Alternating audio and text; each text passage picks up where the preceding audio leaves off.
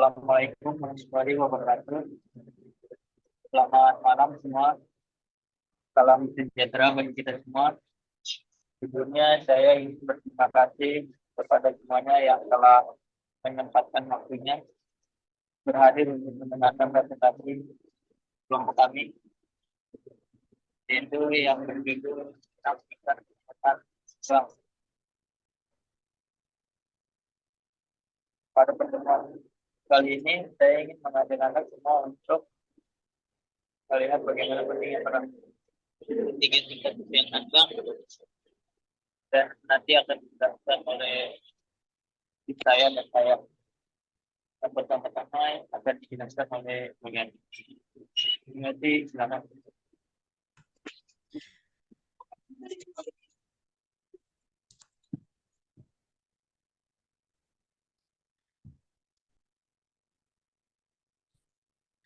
Pengertian kesehatan bank. Pengertian kesehatan bank menurut Bank Indonesia sesuai dengan Undang-Undang RI Nomor 7 Tahun 1992 tentang Perbankan Pasal 29 adalah bank dikatakan sehat apabila bank tersebut memenuhi ketentuan kesehatan bank dengan memperhatikan aspek permodalan, kualitas aset, kualitas manajemen, kualitas rentabilitas, likuiditas, solvabilitas, dan aspek lain yang berhubungan dengan usaha bank. Selanjutnya itu manfaat pentingnya penilaian kesehatan masyarakat. Menurut Surat Edaran Bank Indonesia nomor 26/5/BPPP tanggal 29 Mei 1993 yang mengatur tentang tata cara penilaian tingkat kesehatan bank.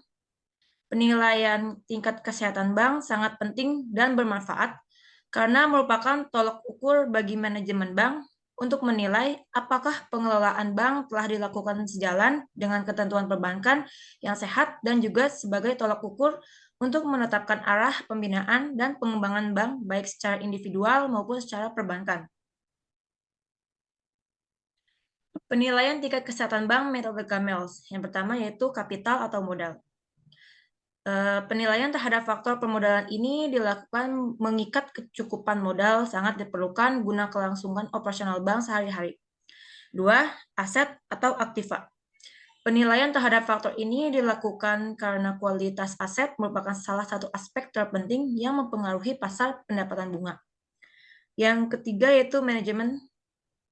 Penilaian manajemen cenderung bersifat subjektif dan kualitatif dan perlu dicarikan kesepakatan untuk mengurangi terjadinya beda pandang antara pemeriksa dan objek yang diperiksa. Yang keempat, earnings atau rentabilitas. Penilaian terhadap faktor rentabilitas ini dilakukan untuk mengukur kemampuan bank untuk menetapkan harga yang mampu untuk mengcover seluruh biaya. Selanjutnya itu liquidity atau likuiditas. Penilaian terhadap faktor likuiditas ini dilakukan mengingat aktiva bank kebanyakan bersifat secara tidak liquid dengan sumber dana dengan jangka waktu lebih pendek. Yang terakhir itu sensitivity to market risk atau sensitivitas terhadap risiko pasar. Penilaian terhadap faktor sensitivitas terhadap risiko pasar ini dilakukan untuk melihat bagaimana pergerakan faktor pasar, dalam hal ini suku bunga dan nilai tukar yang akan mempengaruhi perolehan NIM dan nilai modal ekonomis. Selanjutnya akan dibacakan oleh Muhammad Farhan. Oke, saya lanjutkan penjelasannya. 1. Permodalan kapital. 1. Memenuhi pemenuhan kewajiban penyediaan modal KPMM terhadap ketentuan yang berlaku. 2. Komposisi permodalan. 3. Tren ke depan proyeksi KPMM. 4. Aktiva produktif yang diklasifikasikan.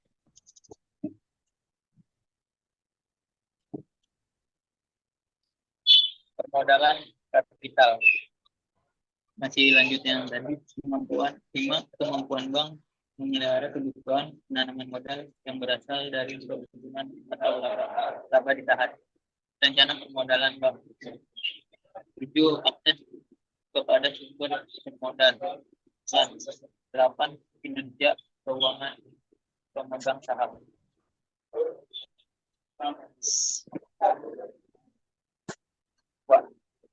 Kualitas aset. 1. Aktiva produktif yang diklasifikasikan dibandingkan dengan total aktiva produktif. 2. Depresiasi kredit di luar pihak terkait dibandingkan dengan total kredit. 3. Perkembangan aktiva produktif yang masalah atau performing aset dibandingkan dengan aktiva produktif.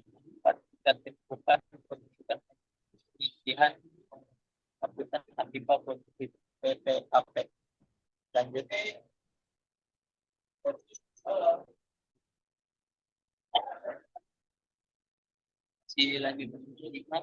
Pencukupan kebijakan aktiva produktif.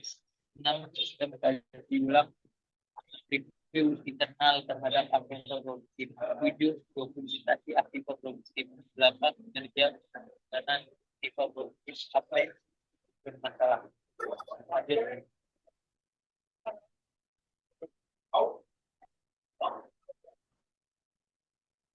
Tiga, manajemen. 1. Manajemen. 2. Penerapan sistem manajemen risiko. 3. Kepatuhan bank terhadap ketentuan yang berlaku secara komitmen kepada Bank Indonesia atau pihak lain. Yang selanjutnya akan dibacakan oleh Arisa. Oke, saya lanjutkan dari Saudara Farhan. Yang keempat yaitu rentabilitas atau earnings. Yang pertama yaitu return on asset atau ROA. Yang kedua yaitu return on equity atau REO. Yang ketiga yaitu net international margin atau NIM. Yang keempat yaitu biaya operasional dibandingkan dengan pendapatan operasional atau BOPO. Yang kelima yaitu perkembangan laba operasional. Yang keenam yaitu komposisi portofolio aktiva produktif dan diversifikasi pendapatan. Yang keenam, penerapan prinsip akuntansi dalam pengakuan pendapat dan biaya. Yang kedelapan yaitu prospek laba operasional.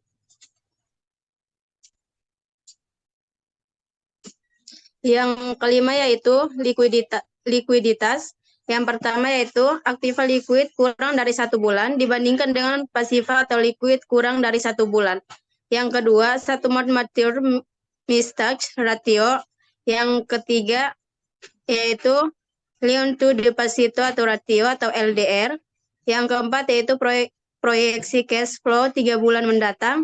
Yang keempat yaitu ketergantungan pada dana antar bank dan deposan. Yang kelima, kebijakan dan pengelolaan likuiditas atau aset dan liabilitas manajemen atau ALMA. Yang keenam yaitu kemampuan bank untuk memperoleh akses kepada pasar uang, pasar modal, atau sumber-sumber pendanaan lainnya. Yang kedelapan terakhir yaitu stabilitas dan pihak kerja atau pihak ketiga atau DPK.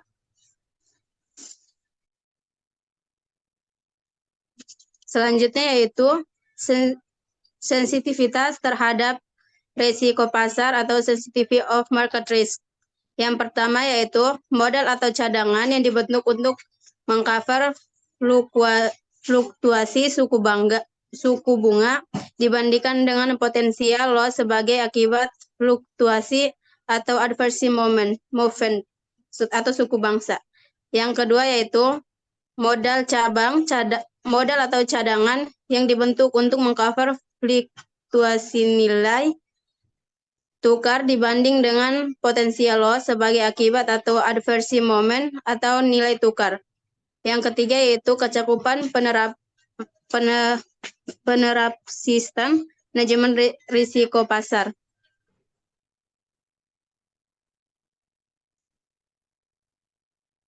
Ya, terima kasih Saudara Hanska.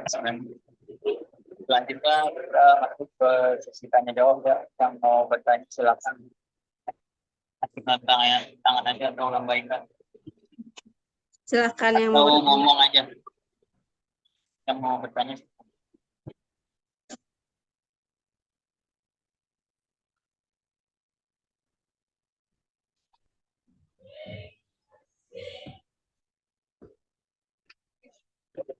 Ayo yang mau bertanya. Siapa? Ada yang mau bertanya? Tidak, ini Mau nanya dong? belum. Boleh Kak Wahyu, silakan. Oke, perkenalkan nama saya Wahyu Kurniawan dari kelompok berapa ya? Ya kelompok itulah pokoknya. Ingin bertanya, seberapa pengaruh sih tingkat kesehatan bank terhadap nasabah?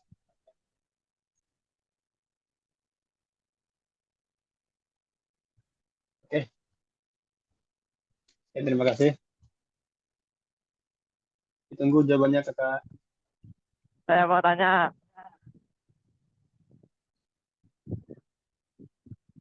Bang Farhan. Ya, boleh, boleh. Ya, Pak Mas Adli, boleh, boleh.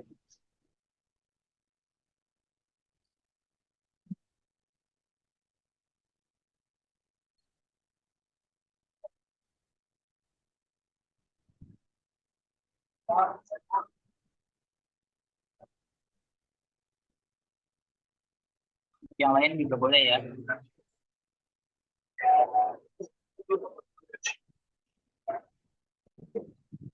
Saya Bang Ahmad, apa? Ya.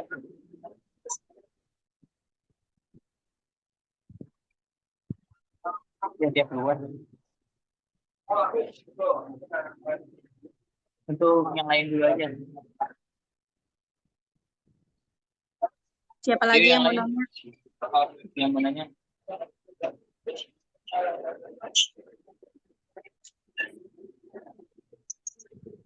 Kak Febi, nanya mungkin? Jadi, kita ada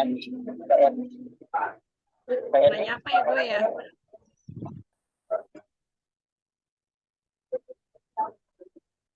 Bang. Kiki. Ya, Bang Ahmad. Silakan Bang Ahmad.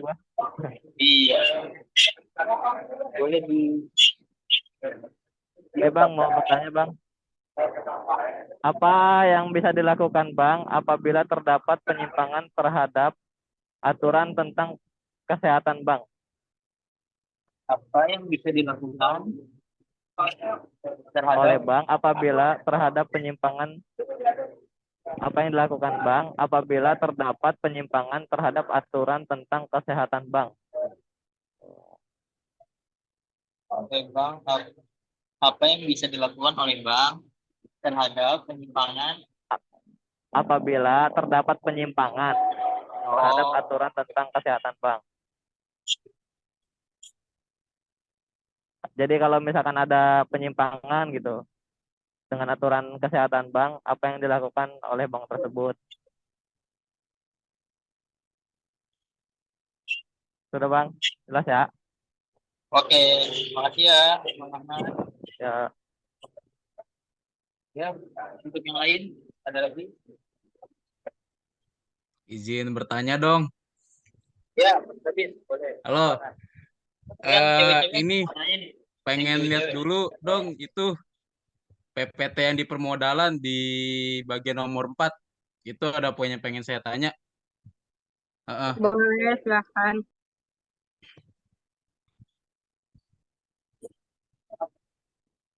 Ya, yang mana? Nomor 4. Nah, itu kan aktiva produktif yang diklasifikasikan. Nah, itu bisa dijelasin nggak apa tuh yang diklasifikasikan dari permodalan itu gitu. Terima kasih.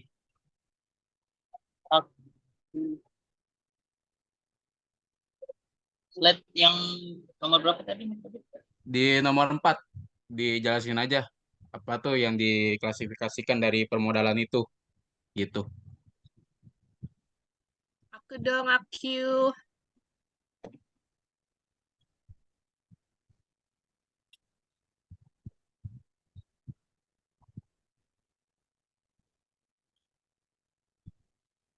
Oh, oke. Aku Ya, baik. dong, aku. Makasih ya, Mas Ferdi. Sama-sama. Iya.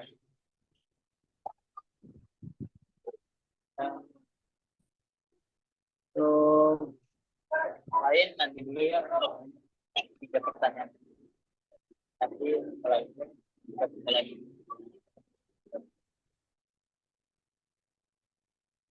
Buka berapa pertanyaan? Tiga lagi apa? Nanti Oke. tiga lagi. Disiapin aja yang ini.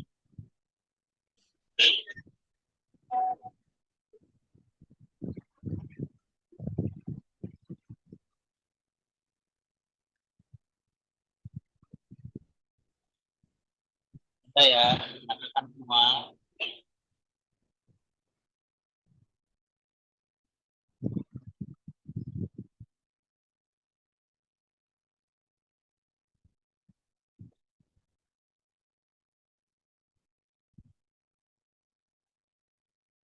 Ya, untuk pertanyaan Bang Wahyu akan dijelaskan oleh Arista Asbani. Silakan Arista. Di sini saya akan menjawab pertanyaan dari Bang Wahyu. Pertanyaannya yaitu, seberapa pengaruh tingkat kesehatan bank untuk konsumen? Jadi tingkat kesehatan seseorang itu, termasuk seorang bank, dapat memiliki pengaruh yang signifikan terhadap konsumen. Orang yang sehat cenderung memiliki kualitas hidup yang lebih baik, lebih produktif, dan lebih mampu untuk menikmati kegiatan sehari-hari. Mereka juga cenderung mengeluarkan lebih sedikit uang untuk biaya perawatan kesehatan daripada orang yang tidak sehat.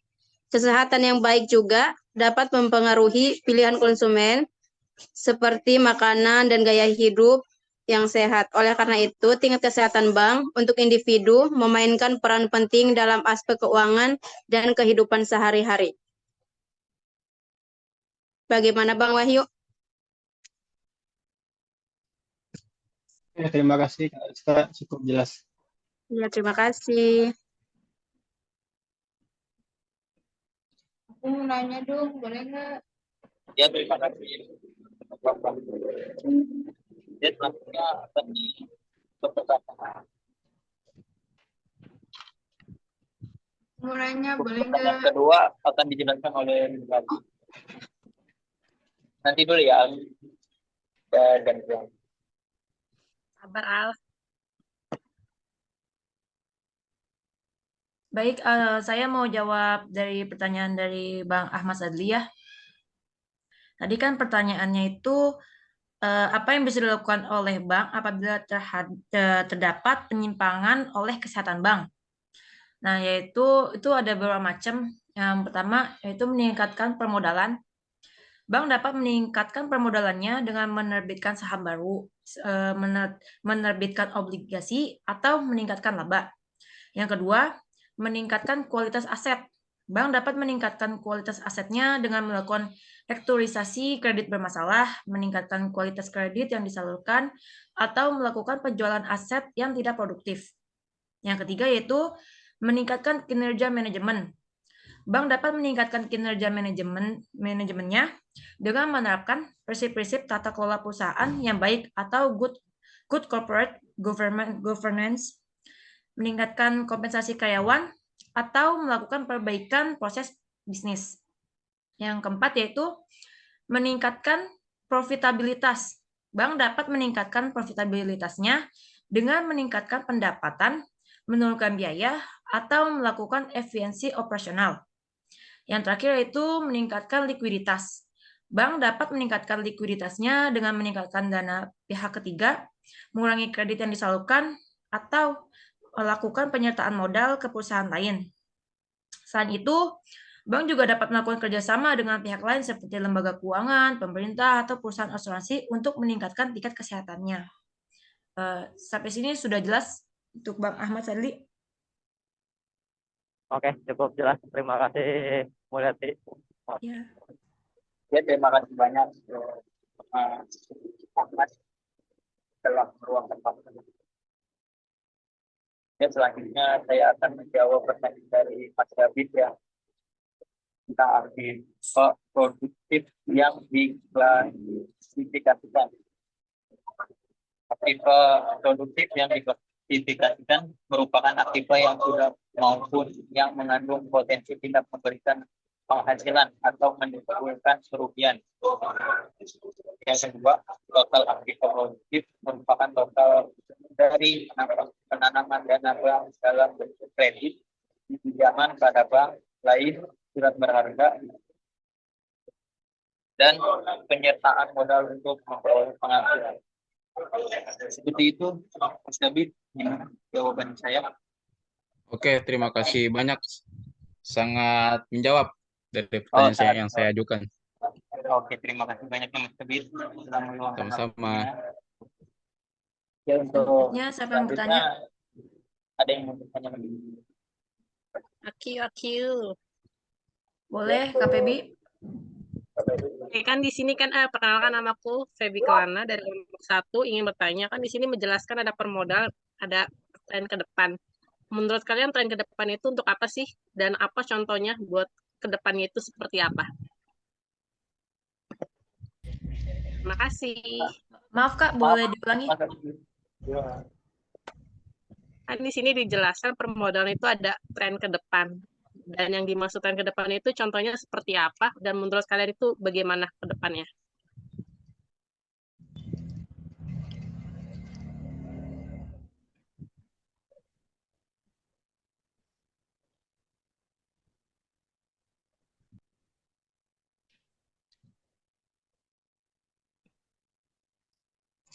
Aku doang ya sebutannya.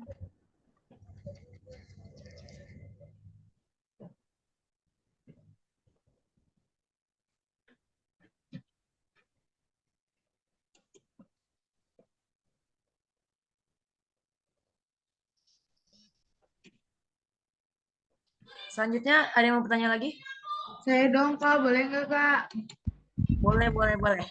Oke. Perkenalkan, nama saya Aliani Palupi, perwakilan dari kelompok 6. Izin bertanya ya, tadi kan di situ dijelaskan tentang metode Kamles ya. Apakah metode tersebut efektif untuk meningkatkan kesehatan bank? Kalau iya, kenapa, dan kalau tidak juga kenapa?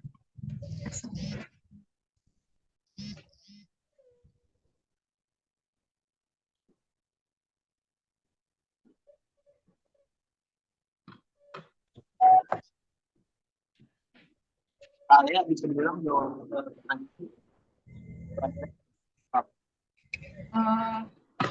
Pertanyaannya ya, Ya, apakah metode Kamles efektif dalam kesehatan bank? Jika iya, jelaskan, dan jika tidak juga jelaskan. Terima kasih.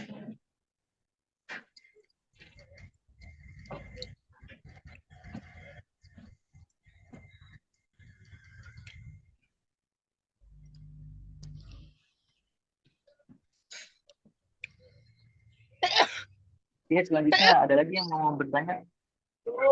Kita buka satu lagi ya. Setelah itu tidak ada lagi. Satu lagi, siapa yang ada yang mau bertanya?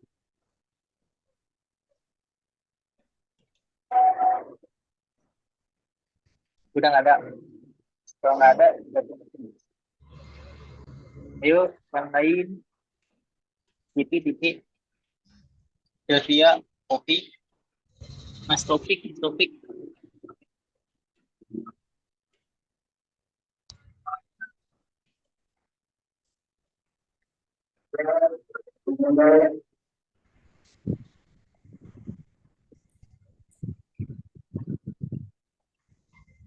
Udah ya, nggak ada lagi ya. Berarti jawab aja dulu. Izin menjawab pertanyaan dari Kak Febi ya. Tadi pertanyaannya jelaskan permodalan, ada tren ke depan itu seperti apa, dan contohnya ya Kak Febi. Oke, iya benar. Ya, jadi tren permodalan itu di masa depan dapat mencakup berbagai hal tergantung pada kondisi ekonomi. Teknologi juga, teknologinya dan faktor-faktor lainnya, dan ada beberapa contoh. Yang pertama yaitu teknologi finansial. Teknologi finansial itu kemajuan dalam teknologi finansial dapat mempengaruhi cara perusahaan dan individu mengelola, berinvestasi dan menggunakan modal. Contohnya itu termasuk platform peer-to-peer lending atau pembayaran digital dan teknologi. Yang kedua itu ada investasi. berkelanjutan, dan bertanggung jawab. Jadi di investasi berkelanjutan dan bertanggung jawab itu, ada investor semakin fokus pada investasi yang berdampak sosial dan lingkungan yang positif. Hal ini dapat mencakup investasi dalam proyek-proyek yang mendukung energi terbarukan, inisiatif kesehatan, atau upaya untuk mengurangi jejak korban. Dan yang ketiga yaitu kesadaran kesehatan dan kesejahteraan, yaitu investasi dalam sektor kesehatan dan kesejahteraan dapat menjadi tren, terutama dengan meningkatkan kesadaran pada peningkatan kesehatan fisik atau mental. Begitu Kak Febi. Bagaimana? Jelas? Oke, cukup jelas. Terima kasih. Terima Ya, kasih. terima kasih sampai Sama. Selanjutnya saya pertanyaan mau dari jawab. Saya mau Kak Alia, jawab ya dari pertanyaannya Kak Alia ya. ya. Silakan. Metode CAMELS adalah metode yang efektif untuk mengukur tingkat kesehatan bank. Metode ini telah digunakan secara luas oleh berbagai lembaga keuangan di seluruh dunia, termasuk Bank Indonesia dan Otoritas Jasa Keuangan di Indonesia. Nah, metode CAMELS ini tuh efektif karena mencakup 5 faktor. Apa sih 5 faktor itu? Yang pertama, permodalan. Yang kedua, kualitas aset. Yang ketiga, manajemen. Yang keempat, rentabilitas. Yang kelima, likuiditas. Nah, 5 faktor tersebut tuh secara komprehensif menggambarkan kondisi keuangan dan kinerja bank. Nah, dengan menilai 5 faktor tersebut, metode CAMELS dapat memberikan gambar yang akurat tentang tingkat kesehatan bank. Nah, apa sih alasan mengapa metode CAMELS efektif untuk mengukur tingkat kesehatan bank? Yang pertama, metode ini komprehensif. Metode CAMELS mencakup 5 faktor yang penting untuk menentukan tingkat kesehatan bank. Yang kedua, metode ini dapat diandalkan. Metode CAMELS telah digunakan secara luas oleh berbagai lembaga keuangan di seluruh dunia dan terbukti efektif dalam memprediksi kegagalan bank. Yang ketiga, metode ini dapat diadaptasi. Metode CAMELS dapat disesuaikan dengan kondisi dan kebutuhan masing-masing. Nah, tapi meskipun metode CAMELS adalah metode yang efektif, namun metode ini tuh nggak sempurna. Metode ini tuh masih ada beberapa keterbatasan, yaitu satu, metode ini tuh bersifat subjektif. Penilaian terhadap 5 faktor dalam metode CAMELS dapat bersifat subjektif, sehingga dapat menimbulkan perbedaan pendapat antar analisis. Yang kedua, metode ini tidak dapat memprediksi peristiwa yang tidak terduga. Metode CAMELS hanya dapat memprediksi kegagalan bank berdasarkan kondisi keuangan dan kinerja bank saat ini. Peristiwa yang tidak terduga seperti krisis keuangan dapat menyebabkan kegagalan bank meskipun bank tersebut memiliki tingkat kesehatan yang baik. Seperti itu, Kak. Jelas tidak? Jelas. Terima kasih. Ya, terima kasih ya Kak Alia telah meluangkan waktunya. Ya.